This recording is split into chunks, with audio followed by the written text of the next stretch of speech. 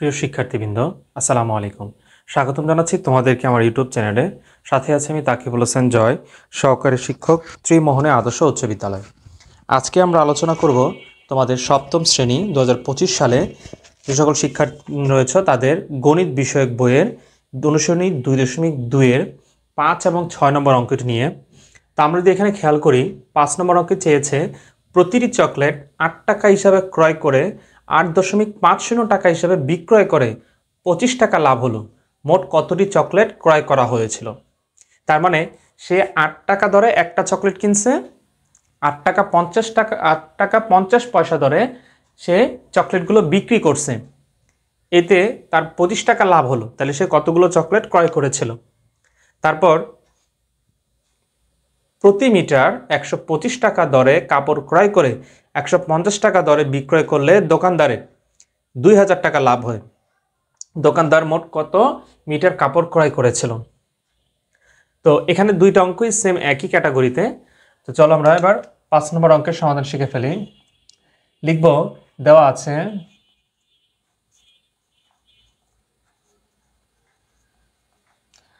আছে একটি চকলেটের ক্রয় মূল্য, একটি চকলেটের ক্রয় মূল্য, একটি চকলেটের ক্রয় মূল্য কত? 8 টাকা। আর একটি চকলেটের বিক্রয় মূল্য 8.50 টাকা।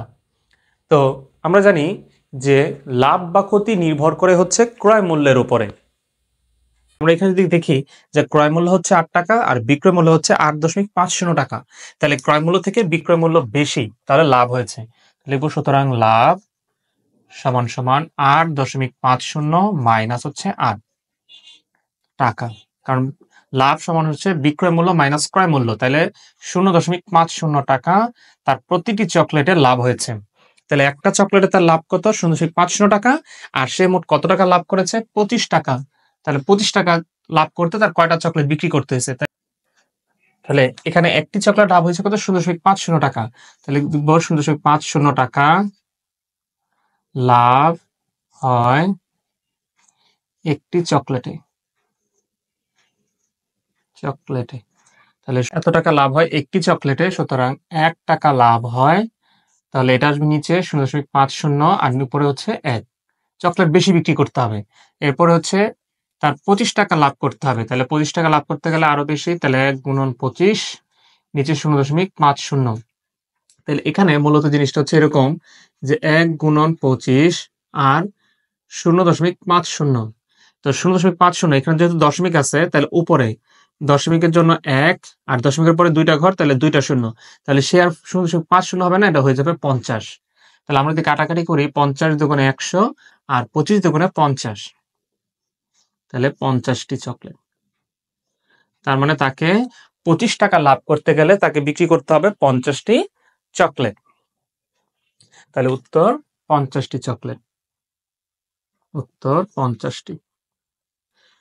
এরপর সেম একই ক্যাটাগরির 6 নম্বর অঙ্কটি যদি খেয়াল করি, যে প্রতি মিটার 125 টাকা দরে কাপড় ক্রয় করে 150 টাকা দরে বিক্রি করলে তার 2000 টাকা লাভ হয়। তাহলে কত হচ্ছে? 2000 টাকা লাভ করতে গেলে এখন তাকে কত মিটার কাপড় বিক্রি করতে হবে? একই নিয়ম লিখব, দেওয়া আছে 1 মিটার কাপড়ের ক্রয় মূল্য, 1 মিটার কাপড়ের ক্রয় মূল্য, 1 মিটার কাপড়ের ক্রয় মূল্য হচ্ছে 125 টাকা। আর 1 মিটার কাপড়ের, আর এটা কি দেওয়া ছিল? 1 মিটার কাপড়ের বিক্রয় মূল্য 150 টাকা। তাহলে 1 মিটার কাপড়ের ক্রয় মূল্য যদি 125 টাকা হয় আর বিক্রয় মূল্য যদি 150 টাকা হয়, তাহলে এখানে ক্রয় মূল্য থেকে বিক্রয় মূল্য বেশি হয়েছে, তার মানে তার লাভ। লিখব, সুতরাং লাভ সমান সমান 150 মাইনাস 125 তো টাকা। তাহলে 150 থেকে 125 চলে গেলে 25 টাকা থাকে। তার মানে তার প্রতি মিটার কাপড়ের লাভ হচ্ছে 25 টাকা। তাহলে 2000 টাকা তার লাভ হয়েছে মোট। তাহলে 2000 টাকা লাভ করতে গেলে তার কতটুকু কাপড় বিক্রি করতে হবে? তো লিখব 25 টাকা। 25 টাকা লাভ হয় কত মিটার কাপড়ে? 1 মিটার কাপড়ে।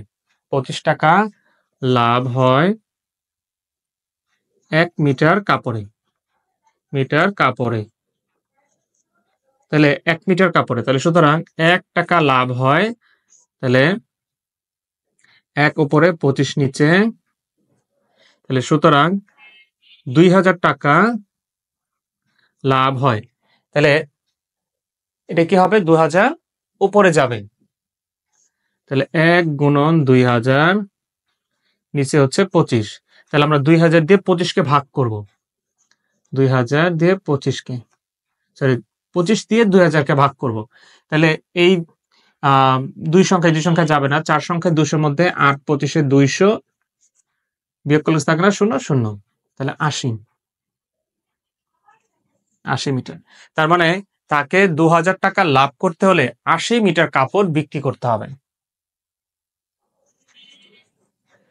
উত্তর